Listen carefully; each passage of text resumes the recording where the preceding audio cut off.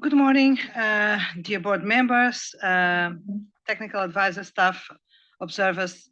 Thank you very much for joining this last day of the IESBA meeting. IESBA June meeting.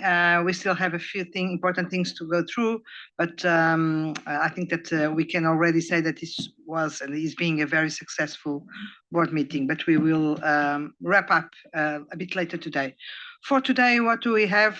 We have first a presentation from the EIOC, an update from the EIOC proposal to slightly amend the mandate in terms of reference and some updates on jurisdictional developments and other selected developments that the IOC will want to share, but also a presentation from Andrew Rodenko from AICPA. Welcome, Anna.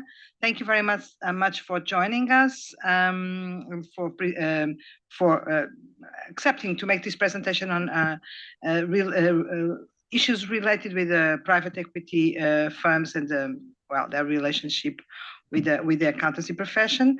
And after that, we will have a brief update on the ethics standards for tax planning rollout, after which we will have the second part of our executive session, which we started yesterday. This is the plan for today. So without anything else on my side, I'm going to give the floor to Vania, please, to update us on the EIOC developments and reflections. Thank you, Gabriela, and good morning, everyone. It's been a while. The last time that IOC was here was in Abu Dhabi last March last year. We have a new IOC, new members, Majid and Rania, and we have also two new angels to take care of us in the person of Linda and Jan, that has been helping us to restructure the operation of IOC.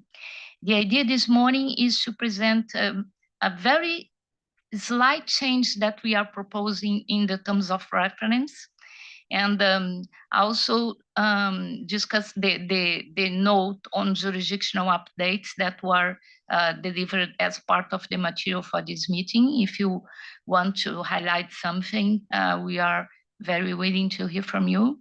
But we intend to do that very briefly because the idea is to save time for the presentation from IESBA, Ana Duda, because he's already with us, to share with us how they are structuring the Committee of Ethics in IESBA, the circumstance when private equity invests in firms. I think that's it. So I will then pass the word for Jen, that will run with us the changes that we are proposing in the terms of reference. Please, Jen.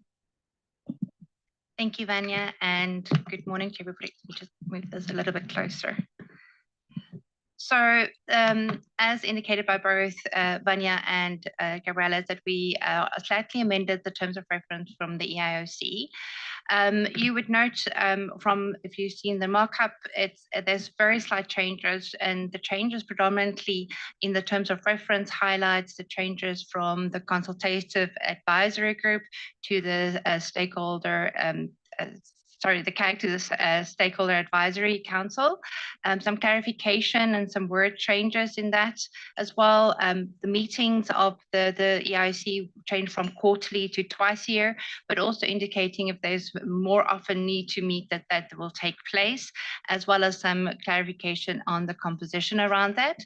The objectives of the EIOC remains exactly the same: to oversee the activities of the IESBA's emerging issues and outreach initiatives carried out in accordance with the statement of working processes that do have some changes. That is an extra to the document, as well as then the second objective is to report and advise IESBA on topics in relation to these emerging issues and outreach. The responsibilities, as there's some few changes, but it is just highlighting that in respect of emerging issues, the review of emerging issues is screened by the IESBA staff and agreed with those items that would merit consideration for this board, as well as the IESBA and IESB Stakeholder Advisory Council, and also to report then on selected matters as appropriate and to obtain the views of both boards. In respect of the outreach, there is also the IOC's responsibilities is to review the outreach activities and provide the IESBA on how to improve them, and considering the range, focus, and approach of the outreach, and also to monitor the development and maintenance of the IESBA's media strategy and advise in relation to that. On the working processes, the changes was brought in just to make it up to date, more on some of the areas that would be covered or not kind of screened to get that information to identify emerging issues, but also to bring into the concept the staff-driven model. With that, if I can hand to the board and ask for if there's any feedback and questions on the updated terms of reference and the statement of working processes. Like Vanya also indicated, if there's anything that's needed we can refine better, welcome to add that now as well. Thank you.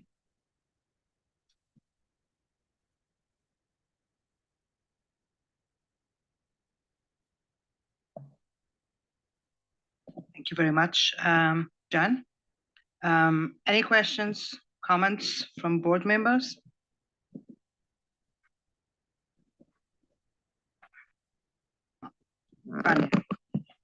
It's good.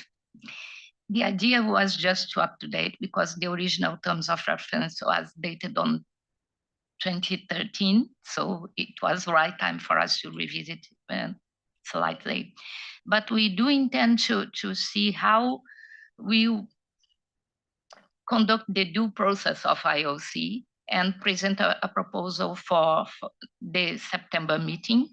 And we welcome any kind of suggestions, recommendations from the board for us to take into consideration while designing this.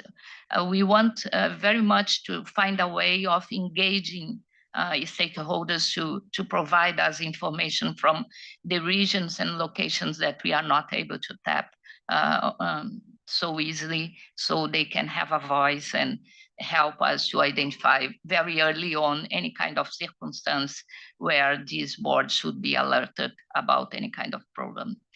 And about the jurisdictional up-to-date, it's another thing. In the past, we used it to have board members presenting some up-to-date from their regions.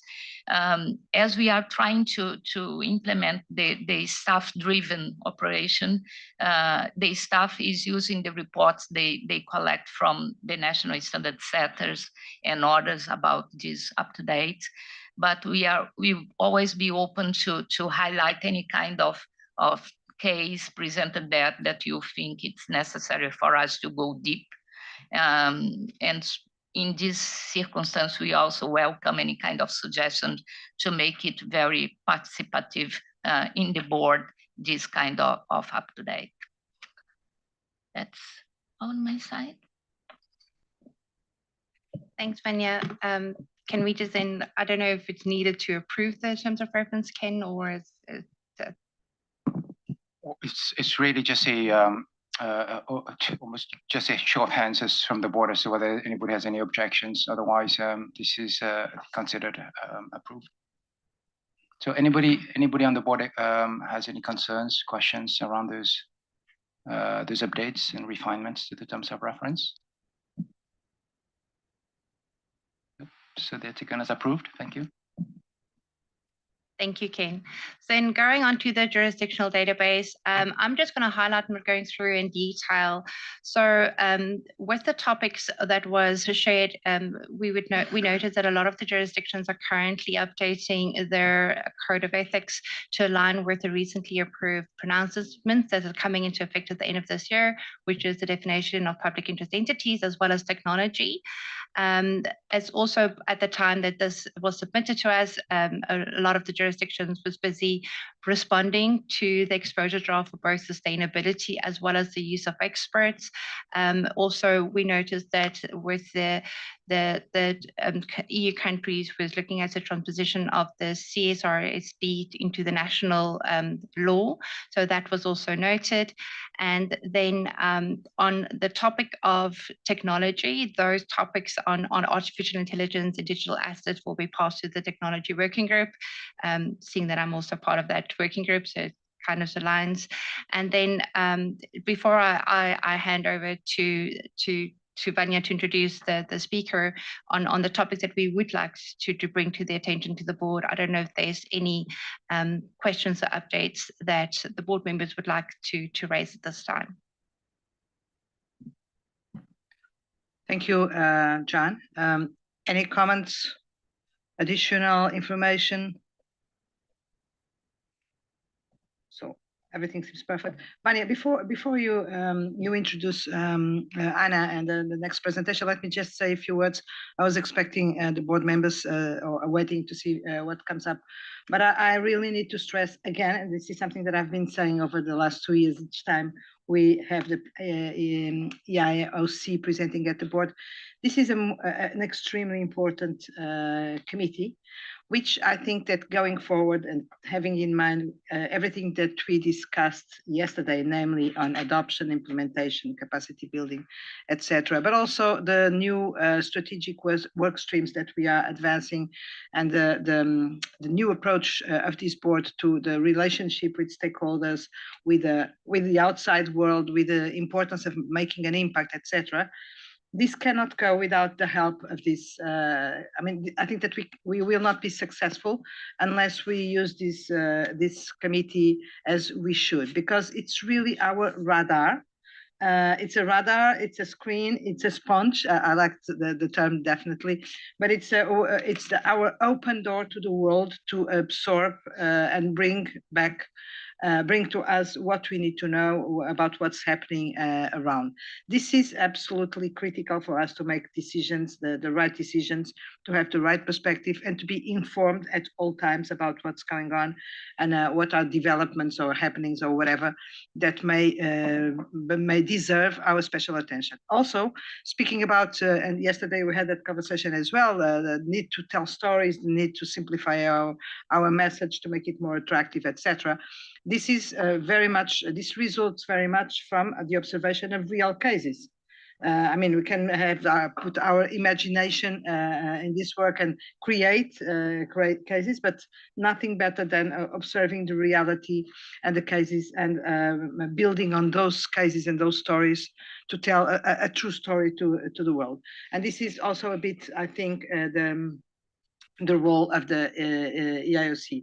I imagine, I don't want to interfere in the dynamics of these groups, but I imagine that the future working group that will be creating a work stream on adoption and implementation will have to relate a lot with the EIOC.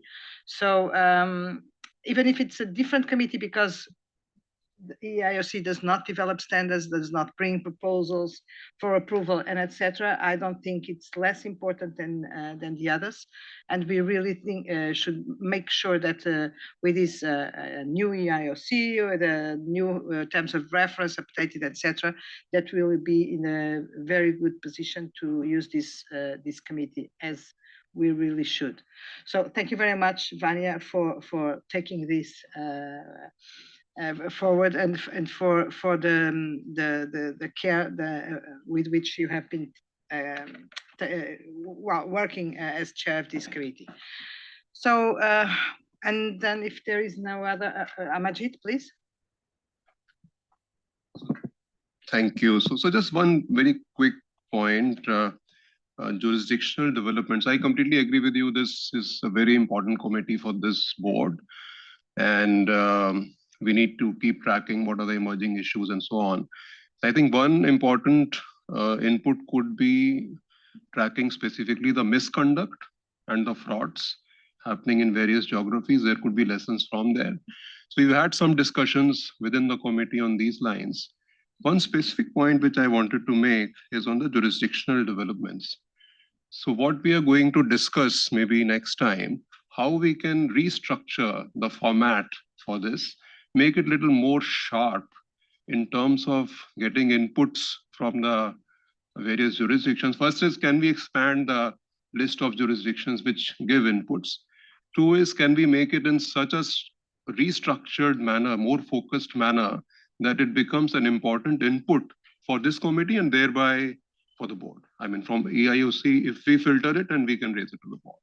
So we look at that restructuring of the database the capturing the jurisdictional developments. Okay, that can be really helpful, Majid. Thank you very much. Mark, please.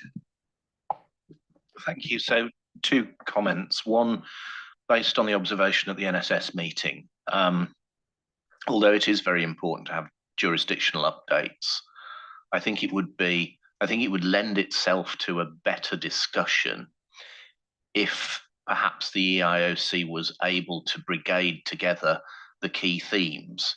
So rather than a list of everything, it might be the EIOC considers these 2 items to be the most important ones, that perhaps if there's a discussion, that should be the focus of it, rather than a sort of list of everything. And I wonder whether the committee might think about that. The other thing, just based on your comment, Gabriella, about sort of implementation support and other things, one of the things that I'm aware of is there are a number of discussions going on about how the syllabus for training professional accountants needs to develop as the work is potentially changing. So there's a lot of interest in technology, a lot of interest in sustainability.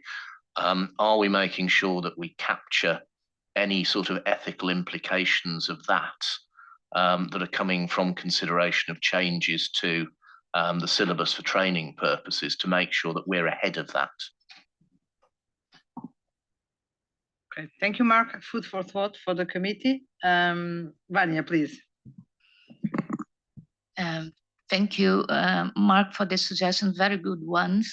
The idea of having the full report there is just because being a board member in a specific jurisdiction, something that for us can be interpreted as something less important, for those board members who are there, it's some opportunity for them to stress that point for us. But we do intend to highlight what we perceive as important to help the board to keep up to date. Very good input. About the syllabus, IFAC is proposing changes in the educational standards for the first time in many, many years. And they will be making a presentation for IRL, that is the United Nations Association in Latin America, next July. And my intention is to collect from this presentation any kind of point that should be taken into consideration by IESBA. And I agree with you, that's something very important for us, but we intend to do exactly that. Thank you. Thank you very much, Vanya. I think that there are no other comments, so I think that we can move forward and ask you please to present the presenter. Thank you, Gabriela, and thank you, Anna, for accepting our invitation to be here today. Anna, I hope I pronounced correctly your surname. Is not something so easy. And Durekas is currently chair of ICPA Professional Ethics Committee, also known as PEEC. She is an audit and assurance partner at Grant Thornton LLP, and a principal of Grant Thornton Advisors as well. At Grant Thornton, she is the firm's national partner in charge of independence and ethical standards. Anna is on various ACPA PEC task forces, and she's currently co-chairing one on alternative practice structures, also referred as APS. She's here today to inform us on the work on the task force has done to date, including some of their preliminary conclusions. As part of her presentation today, she'll be providing us with a high-level summary on how those structures that are developed by CPA are taking care of the circumstance when a private equity firm invests in an accounting firm. So Anna, welcome and thank you again. And the floor is yours. Thank you. Thank you very much for the introduction and for inviting me today to discuss this topic. This is a very hot topic in the US, and Peak had formulated the task force back in November of 2022, because about a year before that, we started seeing some mid-sized, small-sized firms being invested by private equity firms. The task force, has met at least 18 times. This is a very complex area, and there's a lot of work to be done because it is very complicated with respect to these structures. There's also a co-chair as well. We do have a couple of attorneys on the task force that provide us their legal perspective of these transactions. And some of the members are from firms that have gone or are going through a alternative practice structure as well. And we've also have other observers, and we also invite others to attend our meetings. And also we do request input during the peak meetings from others regarding this topic. And I do want to mention that, this topic is very complex, and the firms that have gone through or are going through these transactions are working closely with attorneys that specialize and have experience in these types of transactions. And many of the firms, or most of the firms, have also had discussions with the SEC on their framework with respect to independence, because they all want to get this right. And the SEC doesn't have any specific guidance on APS transactions. However, you do use the current rules that they do have in place, and also their general standard. And we'll spend a little bit more time going over that as well. I did have one question. Can I move the slides, or how does that work? Yes, just say when you wanted to move, that Okay. will be moving for you. Okay, got it. I Thank you. wasn't sure if I was supposed to move those myself. Okay, if we could go to the next slide. And then I encourage questions throughout. I'll stop after key sections, and if there's questions, let's just address them real time. So this slide is really on here just to convey the experiences that the task force has received from talking to the firms with these structures. And all these firms really want to get this right from an independence perspective. And they are willing, and the PE firms are also willing to learn and be educated on the independence requirements, because they do want to make sure that they are in compliance with regulations and all the ethical guidance. Next slide, please. So as I mentioned, Peak had approved this a while back in November of 2022. The task force really started meeting, I would say, in the winter of 2023. And the main charge that Peak task force has is for them to determine whether this increase in private equity investments in public accounting firms creates a need to revise the AICPA Code of Professional Conduct and or to issue non-authoritative guidance. And the task force has determined that it's going to be a combination of both, revising the code and also issuing non-authoritative guidance. We have not presented any draft of the code revisions yet to Peak. The task force is starting to work on that right now, and we're hoping, probably at the November Peak meeting, that we will have at least a draft of the revisions for the code. So currently, the AICPA does have an interpretation on alternative practice structures, and this was established many years ago. However, it does not take into account private equity investments. So that's why there's a need to revise accordingly. And the task force doesn't want to create like a new interpretation that is only geared towards private equity, because We know there's fast changing, the way these transactions are occurring, and the types of transactions that may occur in the future may change. And so we are trying to make sure that whatever is revised, it can relate to other investors as well, besides private equity firms. So the main direction that the task force has taken is really looking at the covered member approach, and then following an application of the conceptual framework for individuals that go beyond the scope of a covered member that could create independence threats, depending on what their role is in this structure. And the task force, we had a meeting yesterday, we've started to spend some time on looking at factors that members can consider in their evaluation, especially when they're applying the conceptual framework to determine what types of independence requirements may be needed for those individuals that are not actually deemed covered members. Any questions so far?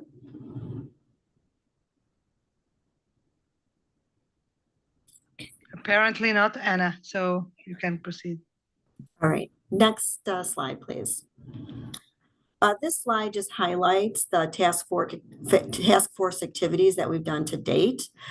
We spent a lot of time looking at these ownership structures and their governance. And it's been very helpful to have these other firms that have gone through this to describe how the ownership structures have been finalized for their particular APS and the governance structure as well. Also looking at the SEC guidance. The SEC, as I mentioned, doesn't have any specific rules or interpretations on the APS, but back in 2022, Paul Munter, the SEC's chief accountant, did have a speech, and he did mention that these transactions are on a rise and independence needs to be considered.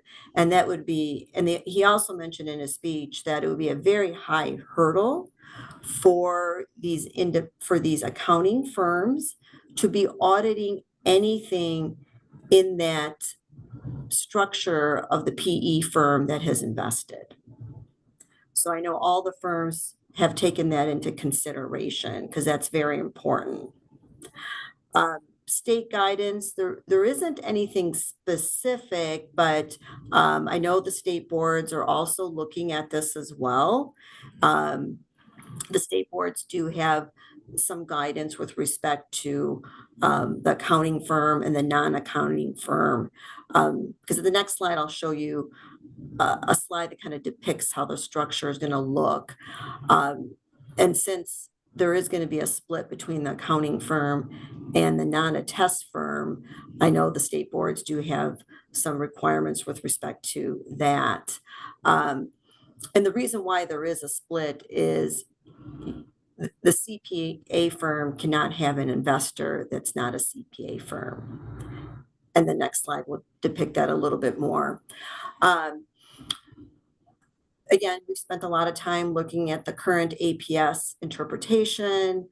The APS current interpretation does not use a covered member approach, but they identify certain individuals as direct superiors or indirect superiors.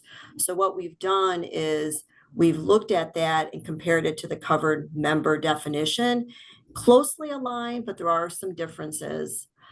We've looked at key assumptions because these transactions, a PE firm may have a controlling or a non-controlling interest in the advisory firms. So we've thought about different assumptions that need to be considered and how those would be evaluated under the applicable independence rules. And we've gone through different scenarios, exercises to develop our preliminary conclusions. And I want to mention these are preliminary conclusions that the task force has. And obviously we've discussed these at the peak meetings as well. And the interpretation that will be exposed, obviously we'll get more input from the public on those conclusions that we ultimately reach. Next slide, please. And I know this may look a little complicated. This particular scenario is a non-controlling investment scenario. So you have the PE firm on top, there's a general partner, and then the fund one, is what's going to invest in the non-attest entity that's in green. The non-attest entity only provides non-attest services, advisory, and tax.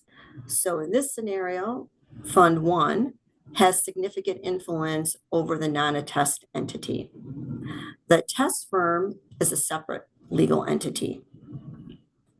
There's separate governance boards between the two entities. The audit and attest partners are partners of the attest firm. They are owners.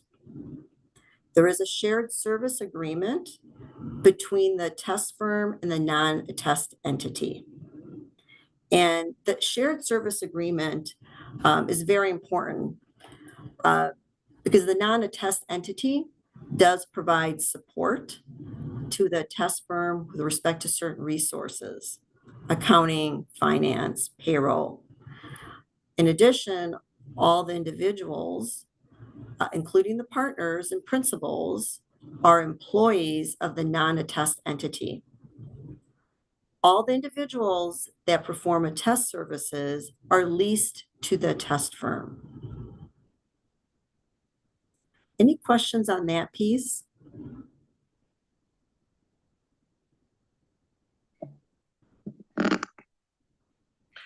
Thank you, Anna. Mark, please.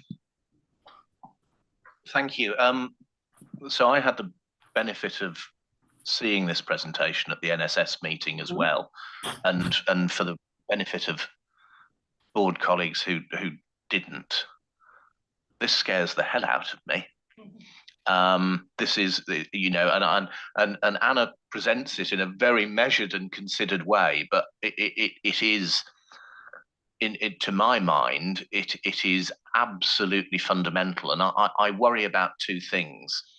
I worry that the structure that you show us provides a way of assessing independence from a legal form perspective, but not from a substance perspective. So therefore, from a way of, you know, if we look at this as we always do through our public interest lens, there is a risk that what this gives us is a compliance framework, but it doesn't actually protect the public interest in an outcome sort of basis. So that's one of my concerns. And the other thing that I think that mindful of a sort of PE type structure is it has both the benefit and the disadvantage of being able to change very quickly in terms of what is linked, what is not linked, what is controlled, what is not controlled. And therefore, I also worry that you make an assessment about independence, and that independence assessment can be changed or undermined or overhauled very quickly. And so therefore, I wonder, Anna, how you and your colleagues sort of looking at this on your working group consider that sort of substance versus form point, because I think it's a really important one. No, I agree. I mean, and this is like an ongoing monitoring, you know, and I do believe the firms that enter into this have to have very strong controls and procedures in place to monitor independence, and it has to be ongoing. Now, with the SEC independence rules, those are going to be a little bit more restrictive with respect to the entities that the firms are going to have to monitor. And most of those firms, many of them that have gone through this transaction or are going through this transaction, do have issuer audit clients. So their independence requirements are going to be more encompassing of entities in the PE structure in comparison to the AICPA. Now, the attest firm and the non-attest firm under the AICPA's network definition, they are still network firms. So whatever before the transaction, those advisory tax folks couldn't provide certain prohibited services or enter into certain relationships are still going to be in place after the transaction as well. So that has not changed whatsoever. But the firms do need to evaluate, their governance structures and who are the members of governance? What independence requirements will they have? Will they be treated as covered members because they meet that definition? And as I mentioned earlier, even though certain individuals, maybe on a governance of the non-attest entity, don't meet the covered member definition, the firm should still apply a conceptual framework. For example, maybe that individual has a material investment in an audit, a test client, or some other business relationship. The firm will have to evaluate that accordingly. It's not easy. I mean, there is a lot of ongoing monitoring here.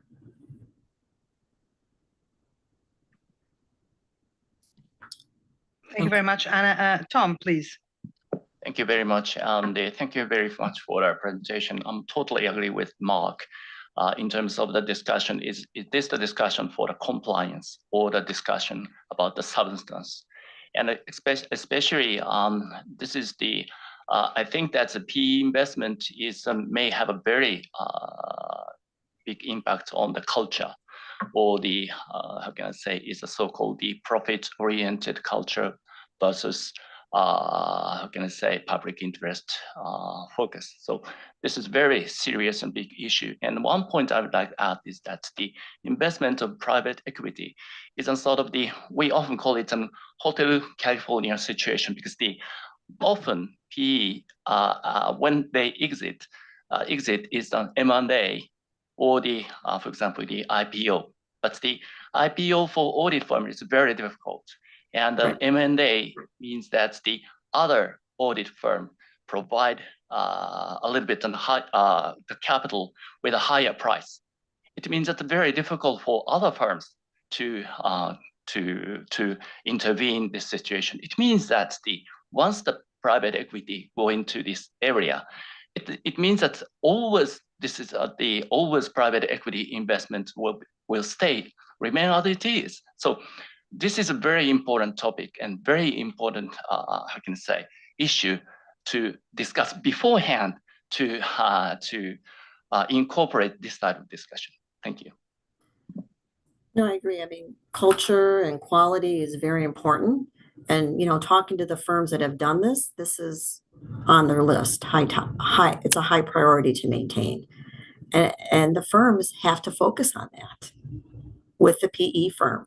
Now, do we all know what the exit strategy is going to be 3 to 5 years? We don't know 100% on these firms that have done it. Could they take the advisory firm public? They could. Could they sell their interest to another PE firm? They could. We haven't, I think some of the firms right now have been maybe 3 years into this. So maybe in the next year or two, we'll see what the next equity transaction is for those firms that have gone through this and how that impacts the test firm. I don't think the test firm itself would be the one that's going public. It would be the non-attest firm. But yes, I mean, those are things that need to be considered. And that's why these firms have specialized attorneys that practice in this area. And I think the independence is compliance, but it also looks at the substance over form as well. And that's when you start looking at the conceptual framework or the SEC's general standard from an appearance perspective, what those other relationships may exist within the alternative practice structure, or those other relationships that the PE firm may have, and those need to be monitored ongoing. Thank you very much, Anna. Before you move, we have some questions. So, Christelle. Thank you, Chair. Regarding the means to analyze this substance over form, not at the point of the transaction, but on the living point, did we identify what were the changes in terms of strategy, cost pressure, revenue objectives, and to what extent what we discussed this week about the impact of in culture and governance. We talked about the impact of different cultures on revenue growth, etc. I wonder if such a structure where you still have connection in interest, wealth in interest, because the non-attest partners participate to the attest partners participate to the non-attest ownership, right? And so I suppose they have part of that revenue, and they share a lot of things, etc. So I suppose they share also some pressure on cost. So did we analyze what, so over the time, what in fact were the changes in behaviors, objectives that resulted from such a structure? Right. Thank you. And I understand, well, these are newer transactions that we're seeing over the last 2 or 3 years. So I don't have any insight on that, but I know that the test firm does handle the compensation generally, depending on how each firm structures it, and approves the compensation of their audit partners and personnel. And they also put their budget together for their operational needs as well. And in the shared services agreement between the test firm and the non-attest firm, many of these firms have put provisions in place to make sure that the test firm receives the resources it needs in order to comply with quality, professional standards, and the independence requirements. So many of the firms have built that into the agreements, because that is a concern, quality, and making sure that the test firm has the resources it needs to operate effectively and also to maintain the quality. And then again, that's very important for the CEO of the test firm, because that is a different person typically from the CEO from the non-attest firm, to make sure that that's the case and they get the resources that they need. But it's really not, when you think about it, even today, in today's structure, there's also competition within a firm for the resources and getting the additional dollars spent, whether it's in systems or new methodology. And many of those are prioritized today because of the resource needs that the firms have. Now, with these investments, PE investing in the non-attest entity, there are more dollars or more resources to assist with that. And yes, the non-attest firm probably is going to grow their advisory practices, which many of the accounting firms today grow their advisory practices. And the firms still need to maintain robust independence requirements, and new, employees or principals will be coming into the non-attest entity, and they need to still comply with those independence requirements. So it is up to the test firm and the non-attest firm to make sure that they comply accordingly with this. So again, this is a little newer, so we haven't really followed, what has happened after 3 or 4 or 5 years with respect to the quality of the work. I know there's a lot of growth, though, that has happened within those firms that have taken on these type of structures. Thank you, Anna. Still one or two more questions. Chana, please. Thanks, Anna, for the presentation.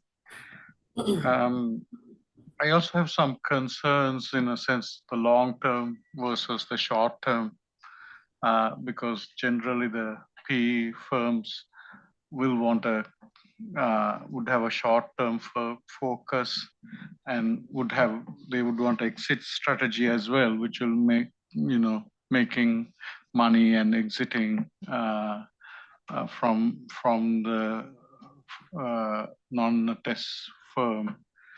I mean, in Australia, we have the situation where a lot of the consulting arms have grown very fast, partly because a lot of the public sector things the government had outsourced as they were cutting the public sector down, and now it's sort of turning a bit around because they have suddenly realized maybe they should have a good public sector which can provide advice to the government. And in that situation, it was the revenue and profit motives which have sort of caused a lot of ethical failings. And this seems like another scenario that could lead to a similar situation. So in a sense, to what Mark and Tom said, I think there is concern in this. And I guess the question is, I'm wondering, why did the PE firm suddenly become interested in accounting firms? Is it because they think it's a way of making money, or is it the partners trying to exit with a good return? Just a question.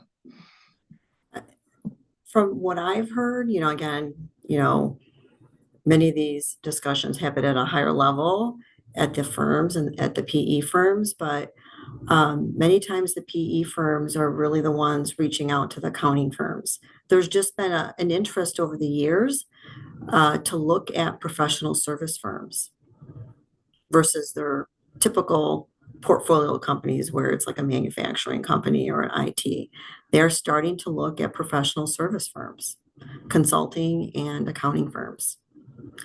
And I guess they see a potential there for growth opportunities for those firms. And the firms tend to be more mid-sized and smaller firms. I think it'd be something very difficult to do with a large firm like a Big Four. But, they want the firms to be successful in this, but obviously they do want a return on their investment as well.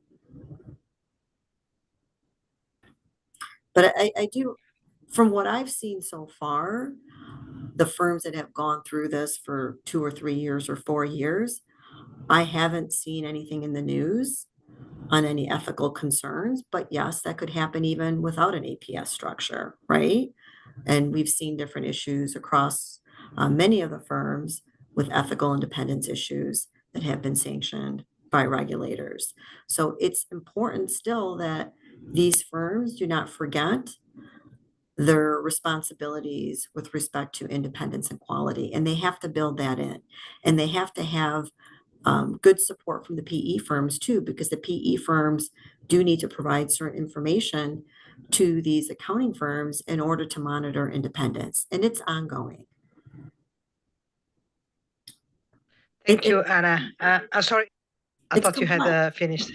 Yeah, it's complex, but I do want to mention one other thing, that the PE firm and their managing directors and leadership are not managing the day-to-day of the operations. They are leaving that to the firms themselves because they don't have experience with that. So they're not coming in and running the non-attest firm or the test firm whatsoever. That is held in the hands of the partners and principals of the non-attest entity and the test firm. Okay, thank you very much. Rania, please. Thank you very much. So just, are there any, from a legal perspective, are there any ultimate beneficiary ownership risks, concerns, threats that you are considering? I'm not sure about the, the regulations that surround this, but is this at all an issue once you bring in private equity firms? So. Yeah, I mean, there are different owners and you have to look at, in many of these APS structures, there's not necessarily just one PE firm. One PE firm may have a certain ownership percentage, and then many times there's a couple other PE firms or other investors that will also have an investment in the non-attest entity. So the firms do need to understand those investors and evaluate independence accordingly. And if there was going to be a change, like if one of those investors was going to, sell a portion of their investment to another investor, the accounting firm needs to vet that and make sure that they don't have any independence conflicts or other conflicts if there's a change in ownership. Now, when you mentioned beneficial ownership, I don't believe there's any other owners. Some of these P investors may have could be an individual that controls the PE firm. So that individual is also subject to certain independence requirements. And the firms do need to put that in place and have a monitoring process. Now, the non-attest board would be made up of different representatives of the sponsors that are involved. In addition, the non-attest firm does appoint, their CEO and other members to that board, and they all have votes based on their ownership structure.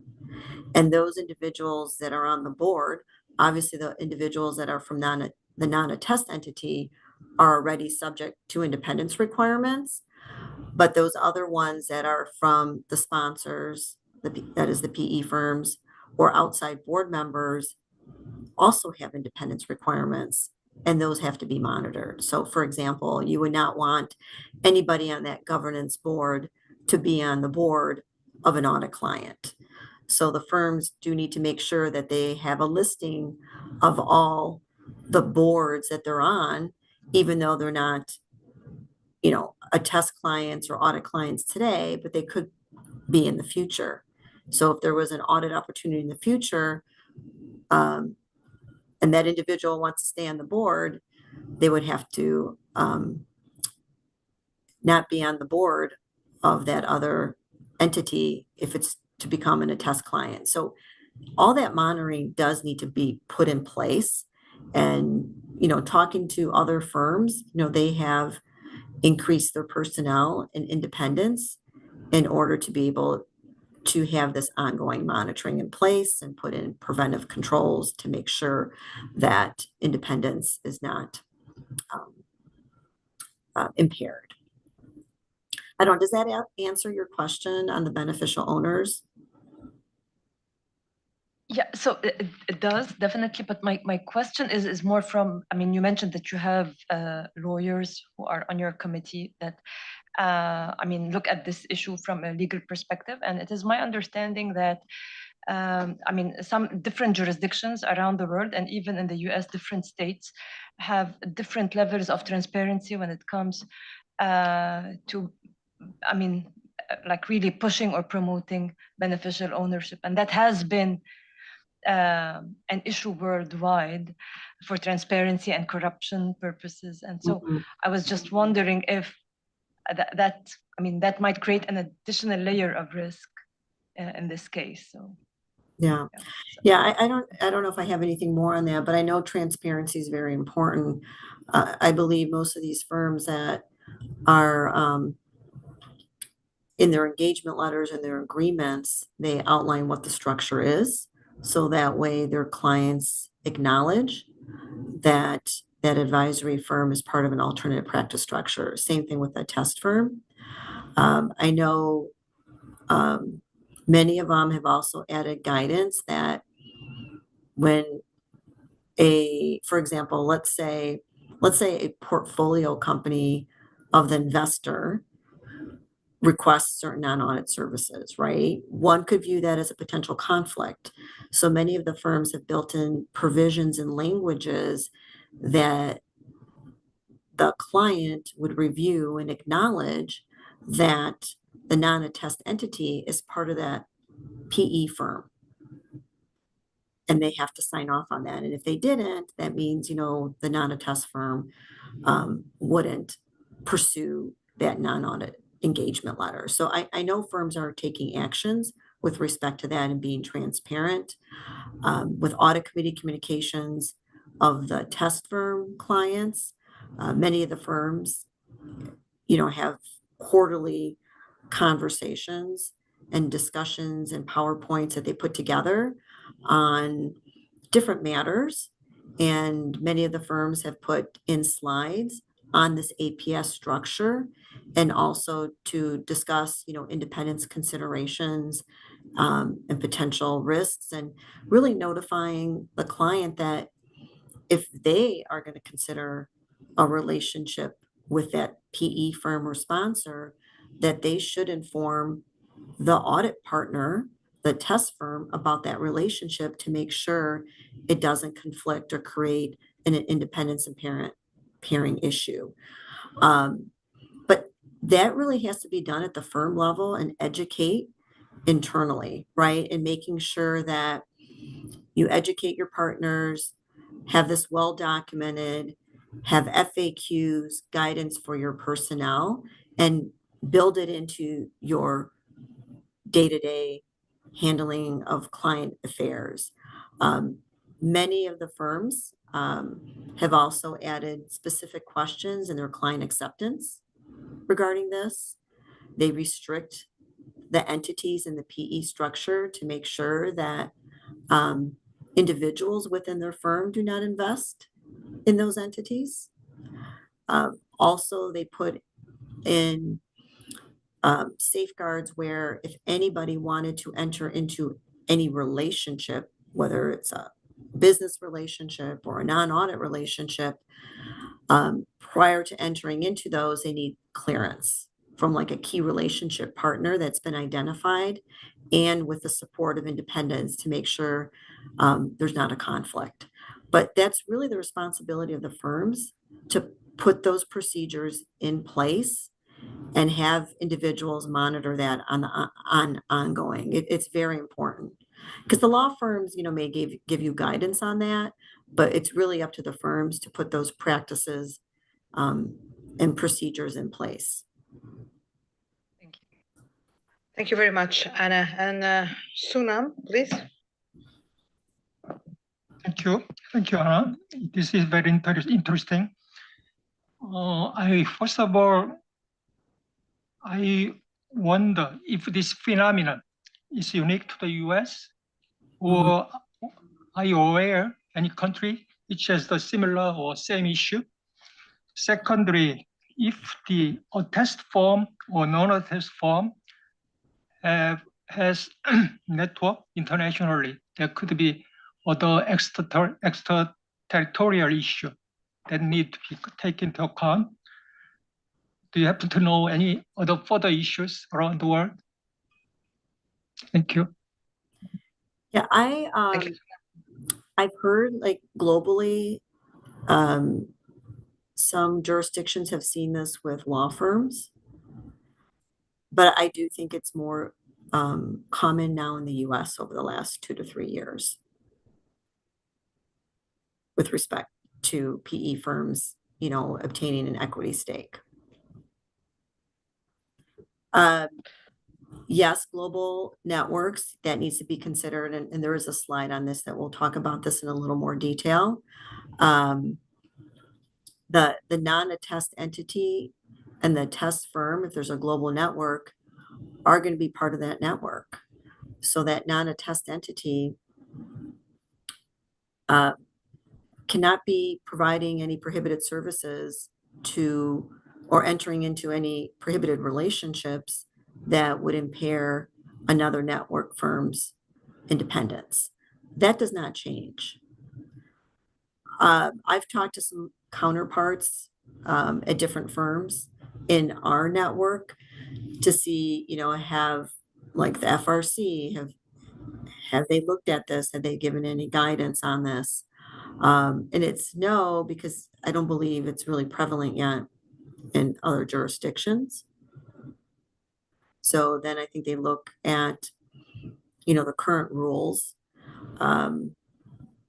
look at things from a reasonable third-party perspective. If they have certain relationships, maybe with that PE firm, as to whether they would continue on if the US firm has obtained an investment from a private equity firm. So yes, those other member firms do need to evaluate accordingly based on their local jurisdiction, if there's rules, or applying more of a reasonable third-party test or a conceptual framework approach. Thank you, Anna. And finally, Ken, please. Thank you very much, Gabriela, and thank you, Anna, for this presentation. It is a very interesting development, to say the least, but it does certainly throw up a lot of questions, at least in my mind. And I just had, I suppose, five points I wanted to raise. First of all, as I look at this diagram, well, it is very complicated, it looks very complicated, and I think it's almost begs people to start to peel kind of the layers of the onion and try to understand the ramifications of all the different interactions once you start to insert the private equity investor, the funds that it invests in, and basically how the ATES and non-ATES partners are going to be part of the ownership structure and so forth. I suppose my first question is, as I look at the structure, where yes, at the top we have the private equity investor, and then we have general partner fund one, and then fund one itself.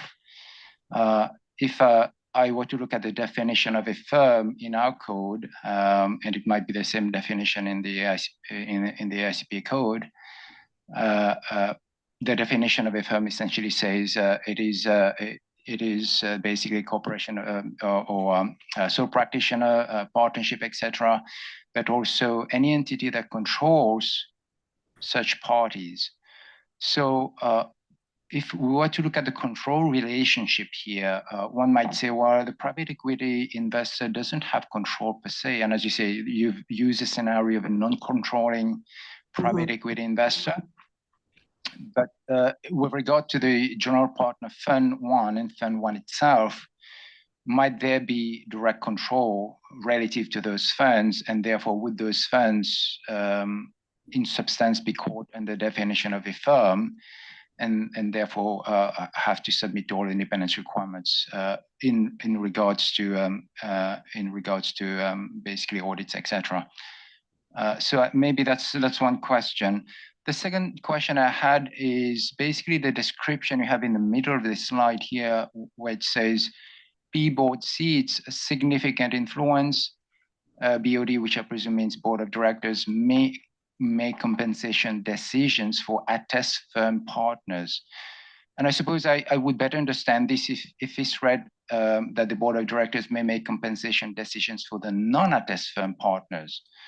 But if it's the board of directors for the non-ATES firm that is making compensation decisions for the ATES firm partners, first of all, it does trigger independence implications in the sense that in our definition of audit team members, that definition captures essentially individuals who determine the compensation of audit partners and so forth. So would those board of director members be caught under the definition of audit partners and therefore need to submit to independence requirements? But more importantly, might there be potential influences from the non-ATES board on the ATES firm partners? So that does trigger, I suppose, an ethical question. Thirdly, yes, I am concerned as well with regard to the medium term, as the private equity firm will look for an exit. Almost by definition, private equity investors are not long-term investors, and they don't stay forever. And let's assume they were to exit through a listing of the non-attest firm, and then suddenly we find that the non-attest firm is fully exposed to the rigors and the brutalities of being on public capital markets and having to answer to investors, etc., and all the distractions that would bring with regard to the management and the leadership of the firm itself. So there are a lot of questions there. My fourth point is basically the point I think Christa raised earlier, which is the implications on the firm culture when essentially the firm is moving or transitioning away from being a professional services firm to essentially being a corporation answerable to investors and so forth. So there are sort of there is, I suppose, a cultural dimension there that would merit some further reflection.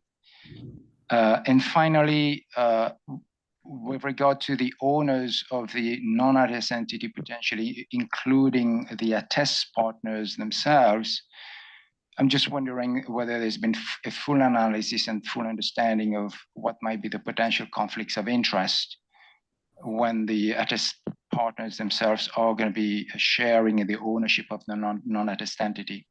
And clearly, I don't have the answers to all of these questions, but this is just triggering questions for further thought. Thank you. Questions. I might kind of start backwards here. The legacy partners, do have an ownership interest in the non-attest, but going forward, they're all employees and they're paid a salary. And generally, in most situations, and that's why we put there in the non-attest board of directors may make compensation decisions for the test partners. Typically, that's not the case, but the reason why we also put that on there is to raise the independence concerns. So if they do, those individuals that are on the board would be treated like a covered member, like a partner or principal of the test firm or the non-attest firm. So some firms have structured it differently, where there's the test board or a compensation committee makes those decisions, not the non-attest board. So we've spent a lot of time talking about that in the task force, that if that board has the authority to approve individuals' compensation where those individuals are test partners, they have to be treated like covered members. And I think all firms that have gone through this understand that. Now, firm culture, I understand. I think that's the responsibility of the firms to make sure that the culture remains strong and does not demise because of such transactions. Now, long term, what is the exit strategy that the PE firm has? I don't know quite yet, what it is, right? For many of these firms, will it be an IPO of the non-attest firm, or will they sell off the test firm to another accounting firm, or will they sell their interest to another PE firm? I think it's still kind of a newer area, but I do understand the risks there if there's an IPO.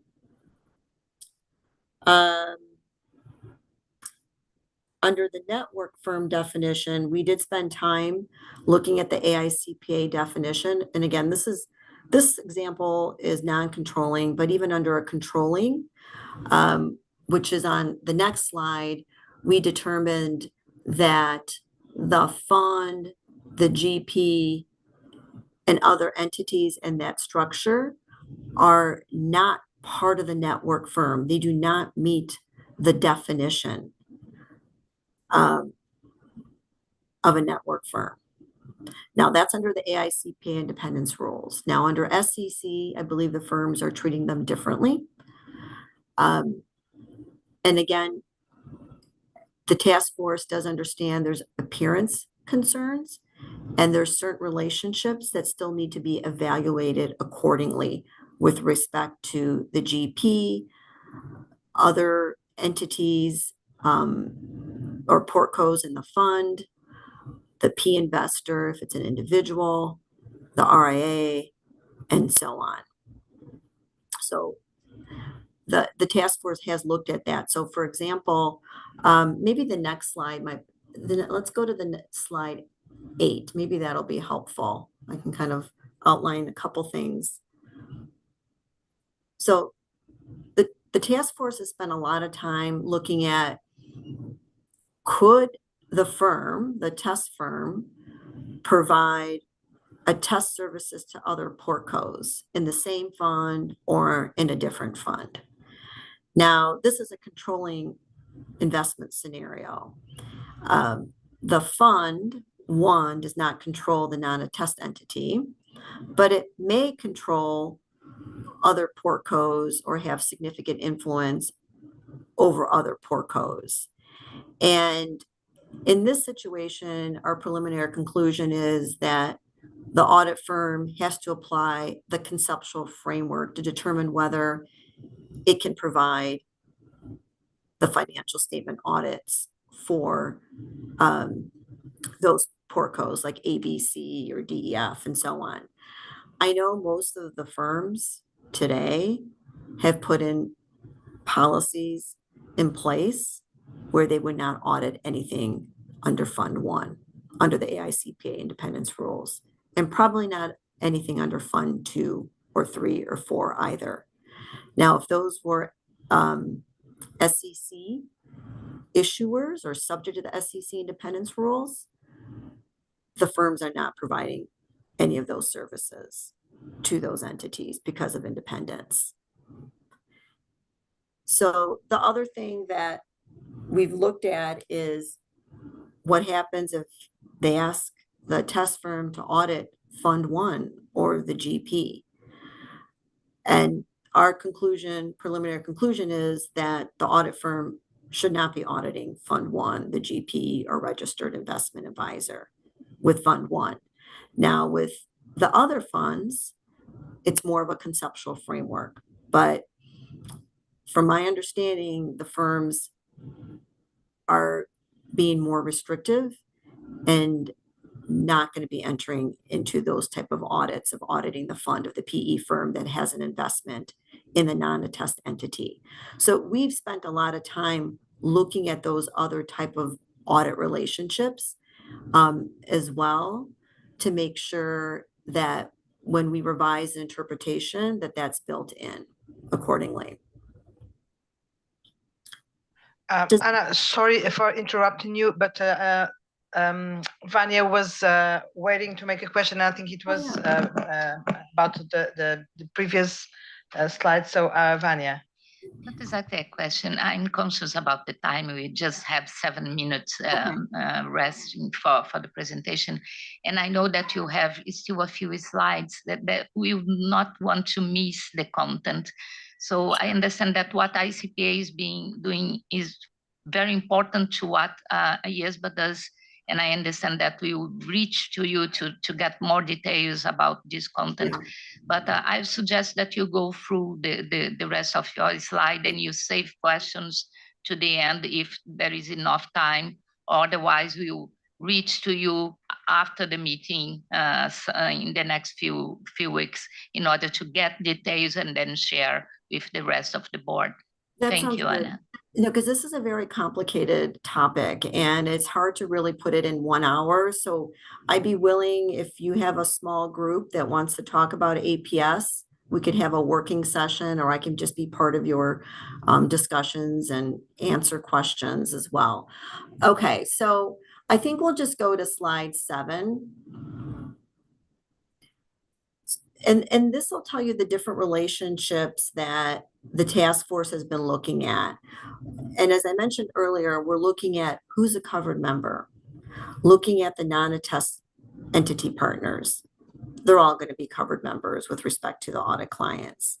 We're looking at the non-attest professional employees, the CEO, senior leadership, the board members, and those have to be evaluated accordingly under the covered member definition. Now, there's certain individuals that may not fit under that covered member definition, but it's important for the firms to determine whether any independence threats exist. And that's where they apply the conceptual framework. So for example, the non-attest entity board members that don't meet the covered member definition because they're not evaluating the test partners or involved in the individual test partners' compensation, the firm should still evaluate independence under the conceptual framework. Same thing with the general partner, RIA, which is investment advisor. If there's a controlling person of the PE firm, because many of these PE firms have a founder who's the controlling person. As I mentioned earlier, it's not only one PE firm that typically enters into these transactions. There could be other independent investors. They could be PE firms as well. And also looking at the portfolio companies. We also spent time looking at limited partners. Limited partners may have an investment in the fund that your investment is in or in a different fund. What happens if that limited partner is an audit client or a test client? Well, those investments are passive. Those limited partners do not have any significant influence over that fund, but that's something that the firm should monitor with the PE firm or obtain an affirmation from the PE firm that none of those limited partners have significant influence over the fund. Spend a lot of time also looking at the investees of the independent investors, whether there's any independence requirements, if there's any threats that are created, and we've concluded no. Looking at portfolio companies as well. Again, these portfolio companies under these structures are separate legal entities. They have different governance boards, they have different management teams, different leadership teams. They're in different service platforms as well. So we've spent a lot of time looking at these areas and coming up with preliminary conclusions. Okay. If we can go to slide 9, I just want to show a couple more things. This is a controlling interest, and this is where the Fund 1 controls the portfolio company. And in this scenario, the independence threat is way too great for that accounting firm to audit anything that is controlled by the PE firm or has significant influence and material. As I mentioned earlier, the firms are not auditing any of those portcos under Fund 1. They're being more restrictive, but in the guidance that we want to give or the interpretation that we're going to revise, we would state that no financial statement audit services should be provided to those portcos when you're in a controlling investment scenario with a PE firm. Now, there could be situations where the PE firm acquires a target, and it could be one of your current financial statement attest clients. And the AICPA code does have some guidance on that under its client affiliate interpretation. So it does allow to complete that work, and then eventually it would be transitioned to another firm, because that could happen. But this is where the PE firms, do provide listings of their portcos to the accounting firm in order to monitor independence and relationships. And those lists should be obtained timely. And if there's new acquisitions of the PE firm, those should be, provided to the test firm so it can run its relationship checks to identify whether there's any existing relationships that need to be evaluated accordingly. Okay, if we can go to the next slide, slide 10. This is what I was talking about earlier, about that task force has also looked at whether the accounting firm can audit other entities in the PE structure, like the fund, the GP, the RIA, and so on. And as I mentioned earlier, the answer would be no, that no attest services should be provided to those entities that are highlighted in red because they're associated with the fund that has the investment in the non-attest entity. Limited partners that I mentioned earlier, if there's no significant influence, there's no concern from an independence perspective if a firm audits that LP, but they need to make sure, as I mentioned earlier, that there's no significant influence and that investment is not material to the LP. It's very unlikely for that to ever happen.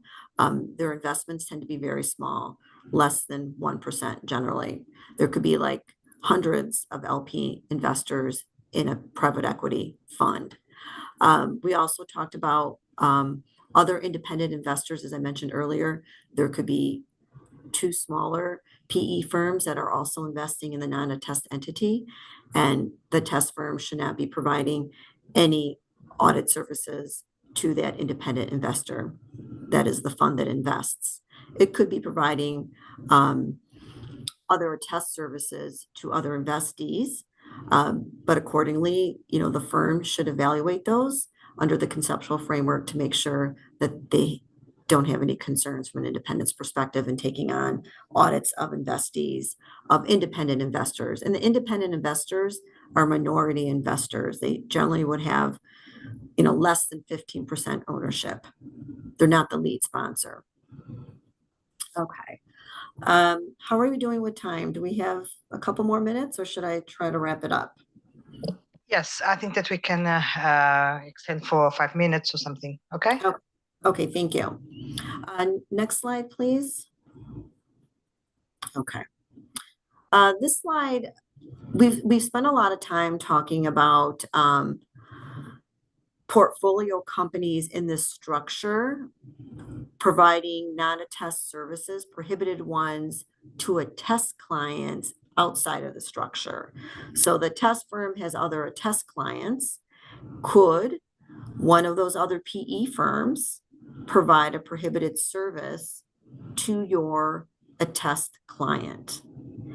And we concluded, our preliminary conclusion, that generally does not create an independence threat. If the firm does become aware of those services, it could consider the conceptual framework. Now, we looked at this because the board members, so the board members of the non-attest entity, for example, here, board member A and board member B could be on other boards of the portcos of that PE firm. And that is common to see because the PE firm will place its own managing directors on many of the boards of the portcos that they control or have significant influence over. But if board member A is also on the bottom there on PC board, and that portfolio company provides a prohibited service to an attest client, that would not impair independence. Now, board member A and board member B, that non-attest entity, since it's part of the network of the test firm, should never be providing prohibited services to that attest client. And that's marked on the slide as well. But this is where we landed with respect to other portcos providing prohibited services, non-audit services, or maybe even entering into business relationships, whether the non-attest entity is controlled or not controlled by the PE firm. All right, next slide, please. The global network. We spent a little time talking about the global network. Can a global network firm audit a controlled portco? in the same fund as a non-attest entity in the non-controlling investment scenario. And we concluded it could, because the PE firm itself, by definition, does not meet the AICPA's network definition. These portcos have different legal structures, management, governance between the non-attest entity and that portco itself. The network firms are not part of this transaction. The ones that we've seen in the US, it's only the US firm. The network firms are not part of the APS. The PE firm only has significant influence. That was another factor that we looked at. We looked at the PE firm's investments. We did say that, and I mentioned this earlier, that the member firm should look at its local jurisdiction as to whether it wants to continue or consider a new opportunity in providing a audit or a test service to a portfolio company of that PE firm, where one of the member firms, that is like the US member firm, has entered into an APS transaction. We looked at board crossover. We looked at partner crossover too. That doesn't usually happen many times, where the partner also is providing or is also a member or a partner of another network firm. And I know, I think, Ken, you might have mentioned the IESBA code too on the network definition. So that's something that IESBA should consider as to whether those other entities in the PE structure would meet the definition. We had concluded it does not meet the network definition, those other entities in the PE structure. Next slide, please. I think that's really it for today. But I'd be happy to answer other questions if we have a few minutes right now, or if we need to have another meeting, or if you're developing or putting together a small group to look at APS structures, you could also reach out to the AICPA Peak, and one of us can attend the meetings, or more than one, and answer additional questions. I hope this was helpful. Thank you. I mean, it was very helpful, Anna. It was very helpful. Thank you so much. I think that as someone has said here, it's a little bit frightening due to the complexity and the things that we see arising from this reality. But it's very important for us to be aware. And even if it's a very US phenomenon, I'm sure that it will spread in other jurisdictions. So anticipating these things is very, very important. So we have a problem of time. We have two questions. I'm going to allow these questions, asking you, Christelle and Sadia, to be as to the point as possible very quickly. And so for Anna to respond as possible, but making sure that we will have opportunities to convey questions to you and receive any feedback or have other opportunities to interact. So Christelle. Yes, thank you, Chair.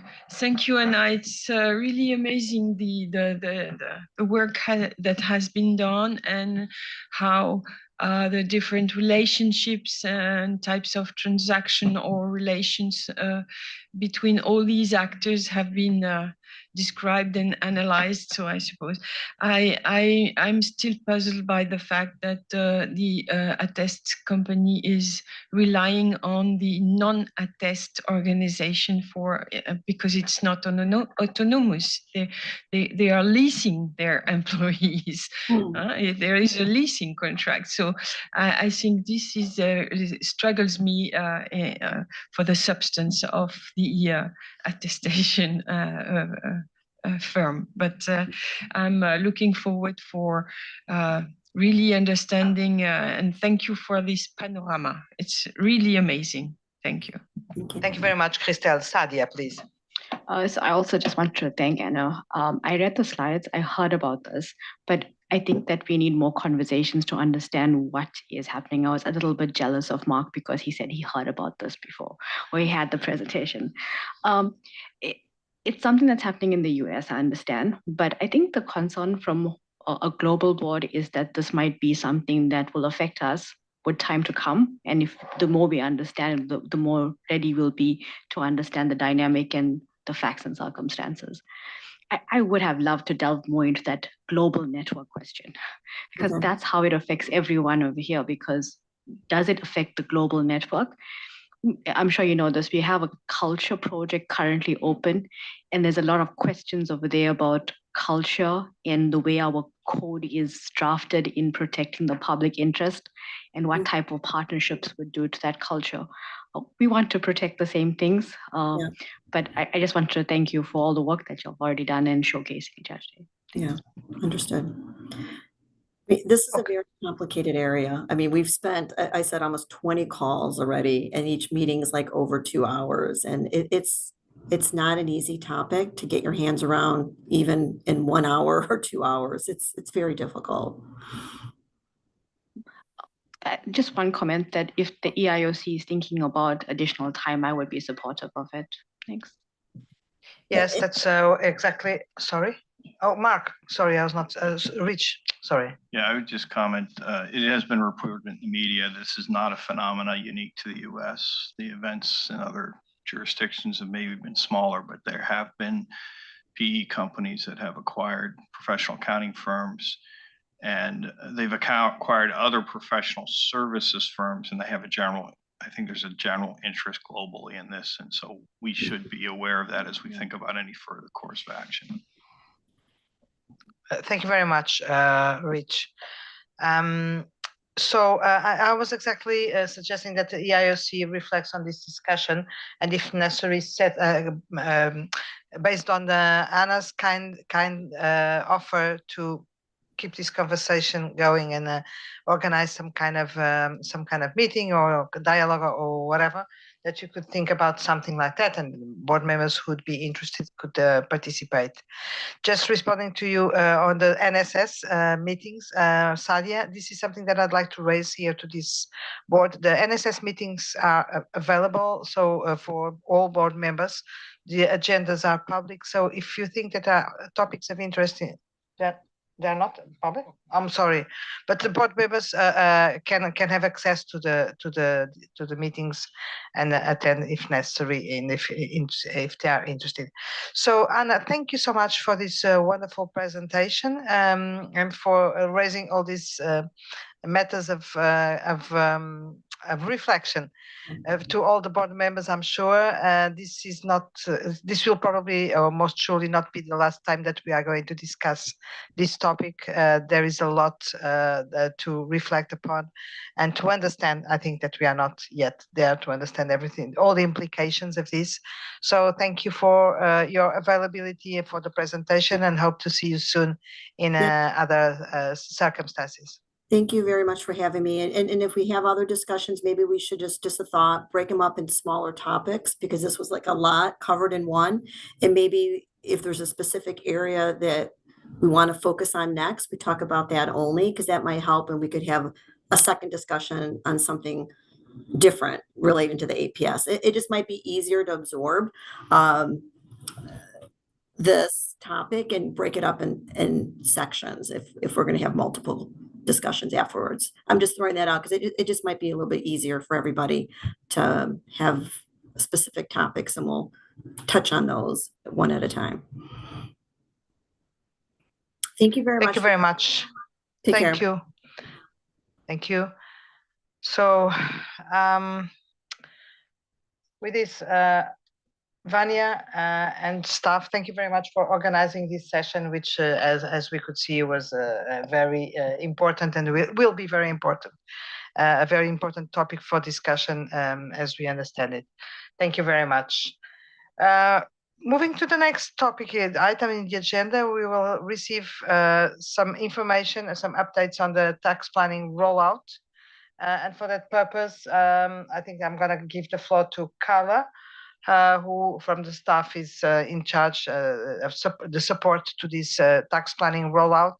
It's been 2 months almost since the standards have been certified by the PIOB, and made public. We have already done a few things on that, and we have addressed some of those outreach moments that we have already had the opportunity to hold, but now it's the time to go a little bit in more detail.